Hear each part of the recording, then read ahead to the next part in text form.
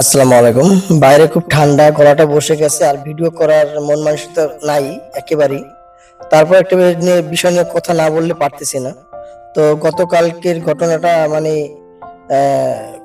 মনের ভিতর খুব মানে নাড়া দিয়ে উঠছে। তা আমি একটা স্ক্রিপ্ট লিখে রাখছি, যেটা আপনাদেরকে পড়ে শোনাবো গতকালকের ঘটনা নিয়ে।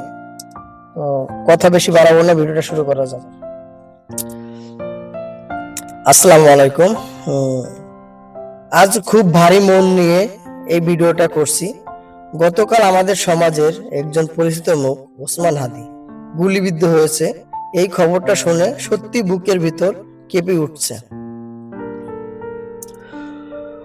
ওসমান হাদির উপর এই হামলা কোনো সাধারণ ঘটনা নয়। এটা আমাদের সমাজের নিরাপত্তা, মানবিকতা আর আইনের শাসন নিয়ে গভীর প্রশ্ন তুলে দেয়। সবচেয়ে কষ্টের বিষয় হচ্ছে, এখন পর্যন্ত প্রশাসন নিশ্চিতভাবে বলতে পারেনি কে বা কারা এই বর্বরতা হামলার সঙ্গে জড়িত। একজন মানুষ এভাবে গুলিবিদ্ধ হবে আর আমরা শুধু খবর শুনে চুপ করে থাকব? এটা কি আমাদের জন্য স্বাভাবিক হয়ে যাচ্ছে?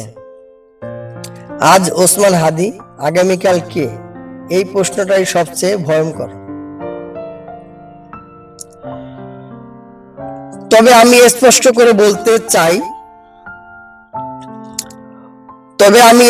করে বলতে চাই, প্রমাণ ছাড়া কাউকে দোষারোপ করা ঠিক না, গুজব ছড়ানো ঠিক না, কিন্তু ন্যায় বিচারের দাবি তোলা আমাদের অধিকার।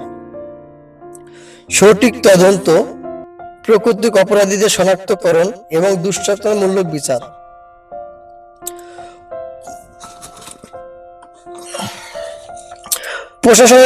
প্রশাসনের কাছে বিনীত আবেদন, এই ঘটনা যেন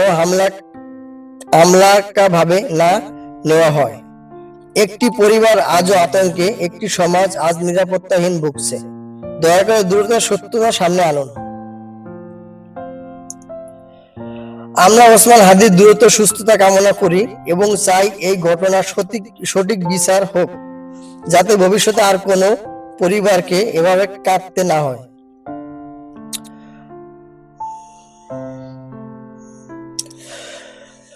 আমার স্ক্রিপ্টটা আপনাদেরকে পড়ে শোনালাম। তো আমি কতটুকু ভালো লিখতে পারছি আমি জানি না, তবে ওসমান হাদি খুব ভালো একজন মানুষ। আমি চাই দ্রুত সে সুস্থ হয়ে উঠুক।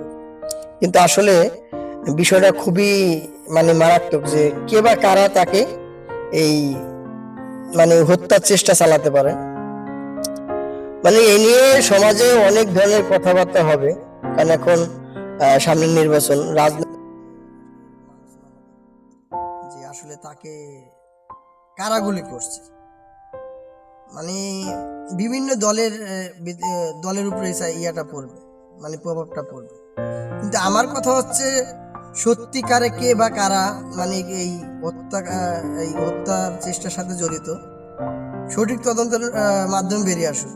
সোশ্যাল মিডিয়া বা কিছু হলুদ সাংবাদিক আছে যারা মানে বিভ্রান্তিকর সৃষ্টি করে একটি মানে কিছু ফেক নিউজ তৈরি করে গুজব ছড়াবে, আমরা তাদের পিছনে সেসব ভিডিও আমরা যাতে শেয়ার না করি। আসলে আমরা একটা ভিডিও শেয়ার করার আগে অবশ্যই তার সত্যতা যাচাই করব।